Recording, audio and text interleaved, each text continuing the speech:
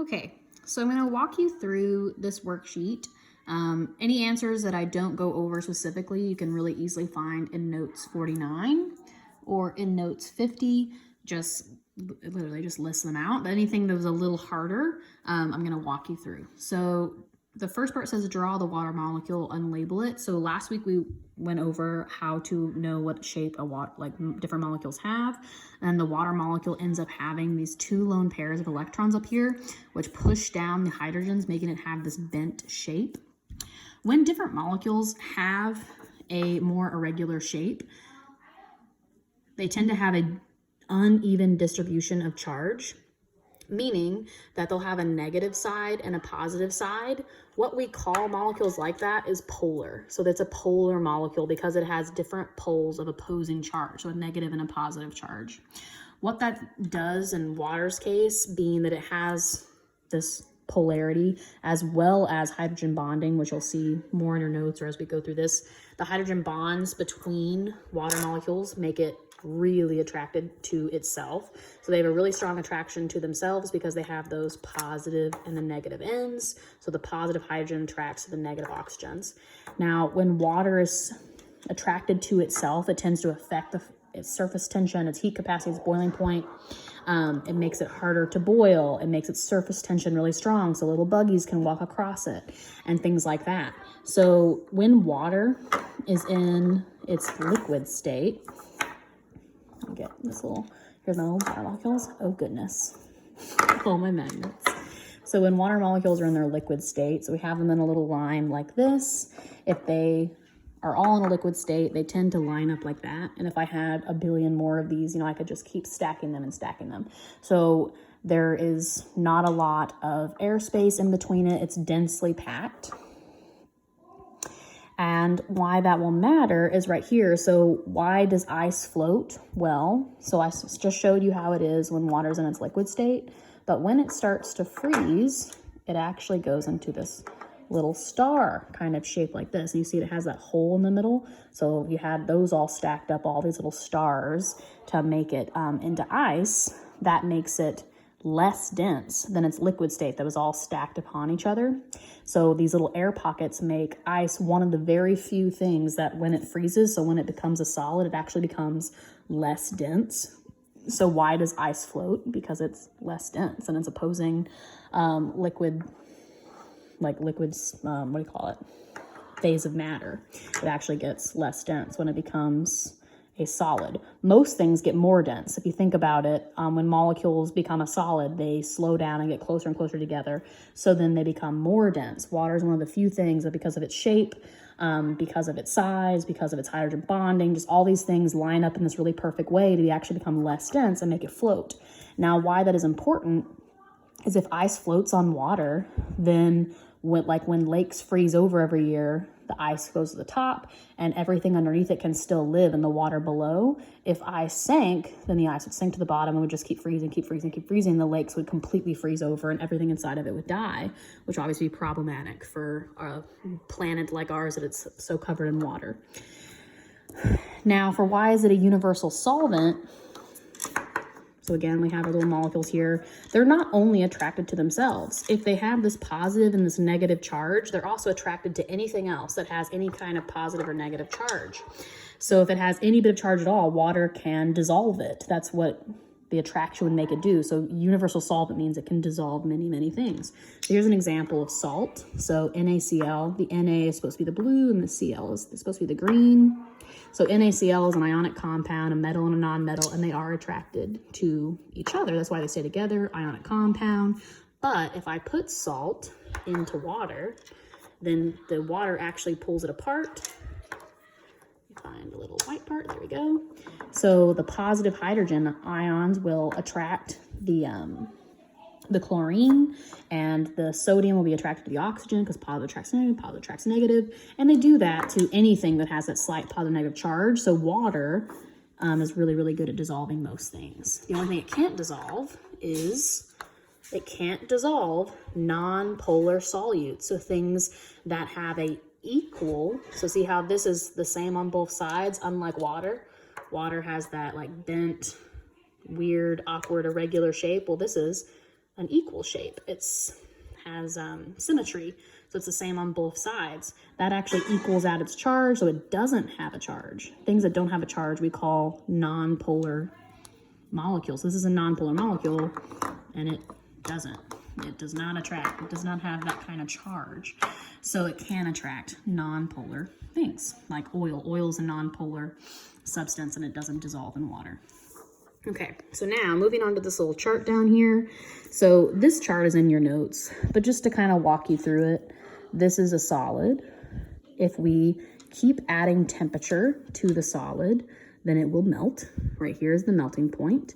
If we keep adding more heat, so now it's a liquid, so it's melted into a liquid here, it's heating, it's heating, it's heating, heating. Finally, it has enough temperature that that liquid will vaporize or boil or evaporate into a gas. The same can be true if you go the other direction. So if I have a gas and I now lower the temperature, then the gas will get closer and closer together until it condenses. So condensation will happen here. Then it's a liquid. So if the liquid continues to get cooler and cooler and cooler, it eventually reaches that freezing point. So this will be the freezing point, and now it will freeze into a solid. So that's how that chart works. So if I'm looking at this, what letter shows a solid being warm? So this is a solid being warm, so it's a solid getting more and more temperature. Well, that's A. So A is showing me that. Then it says down here, what is the value for the freezing point?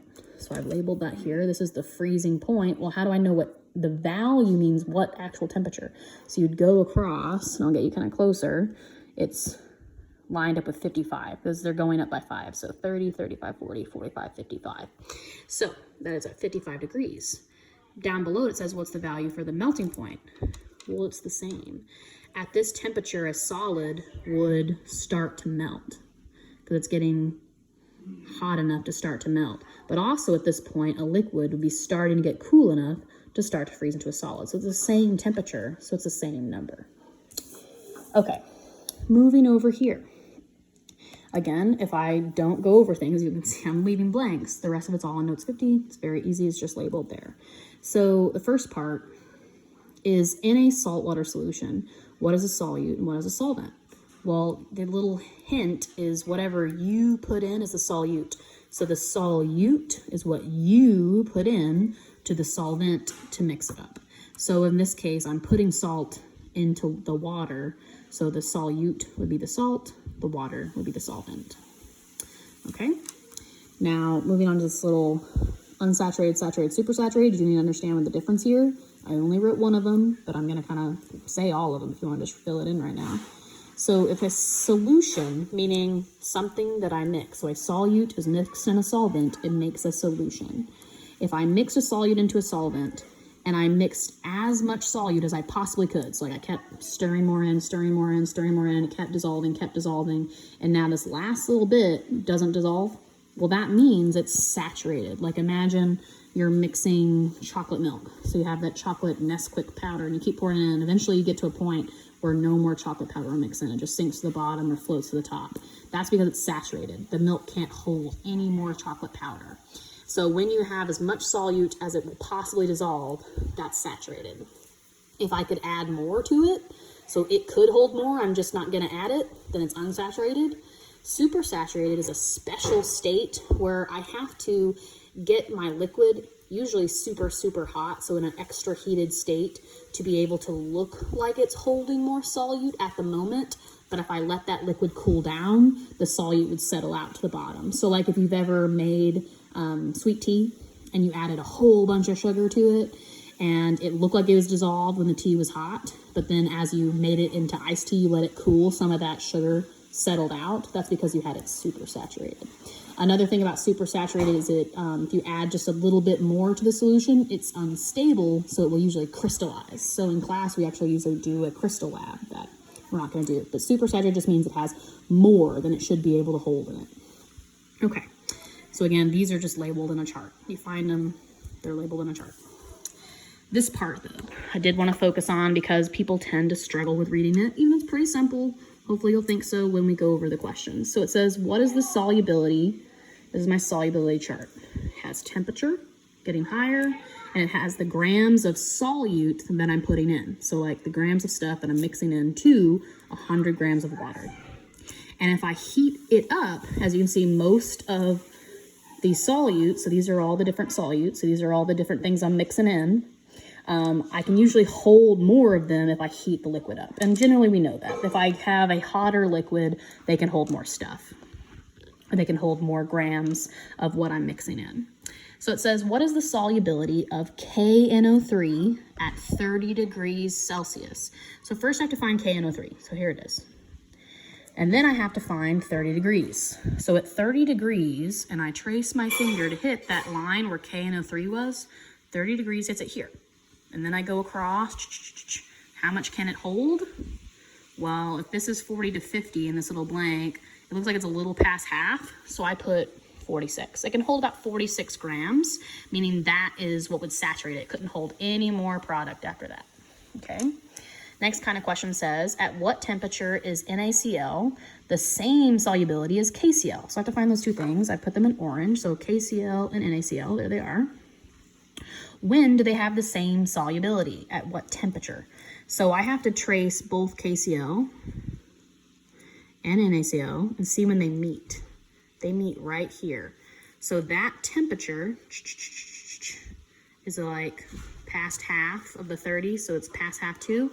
So I put about 37 degrees. As long as you're putting something that like makes sense in that window, you're gonna get the answer right. So about 37 degrees is when they both hold the same amount of solute. They both hold about 38 grams of solute.